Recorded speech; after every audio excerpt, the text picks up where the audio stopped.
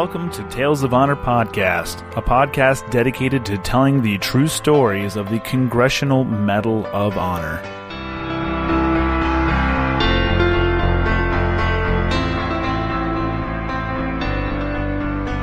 Welcome, everyone.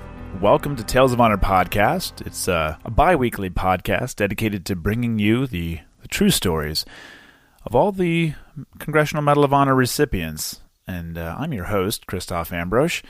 And before we get right into episode 16, which is going to take us back to the Korean War, I want to put out the good word of DesignCake Studios. So they're a small creative design company, and if you're new to the show, look, they have big talent in graphic and web design.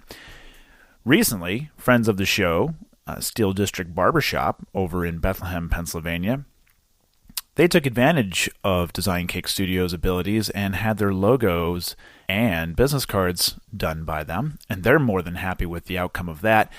And honestly, it looks great. I'm not biased, but they do look great, as well as my own logo and business cards that was done by DesignCake Studios. So if you like the look of Steel District Barbershop and the Bearded Detailer, and you need a new look for your business, or maybe you want to freshen up what you have, go over to DesignCakeStudios.com, and when you contact them, let them know that you heard about them here on the podcast, and when you do that, you'll get a free consultation for whatever work you need to have done. DesignCake Studios, fresh thinking, made bold.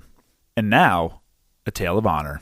Benito Martinez was born on the 21st of April, 1932, in Fort Hancock, Texas. He joined the U.S. Army in 1950, and after basic training, he was assigned to 2nd Platoon, Company A, of the 27th Infantry Regiment, 25th Infantry Division in Hawaii. The division was put on alert when the North Korean Communist forces invaded the Republic of Korea in June of 1950, and by the 18th of July, the entire division was in Busan. In 1952, Martinez's platoon inherited a position known as Sandbag Castle from Company C, and on the night of the 5th of September, Corporal Martinez was performing forward listening post duties at Outpost Agnes. Outpost Agnes was a bunker large enough for 4 soldiers. It was Martinez's actions when the shelling began by the North Koreans that not only enabled his unit to launch a counterattack and regain terrain, but also earned him the Medal of Honor. The citation reads, Corporal Martinez, a machine gunner with Company A, distinguished himself by conspicuous gallantry and outstanding courage above and beyond the call of duty in action against the enemy. While manning a listening post forward of the main line of resistance, his position was attacked by a hostile force and reinforced company strength. In the bitter fighting which ensued, the enemy infiltrated the defense perimeter and, realizing that encirclement was imminent, Corporal Martinez elected to remain at his post in an attempt to stem the onslaught.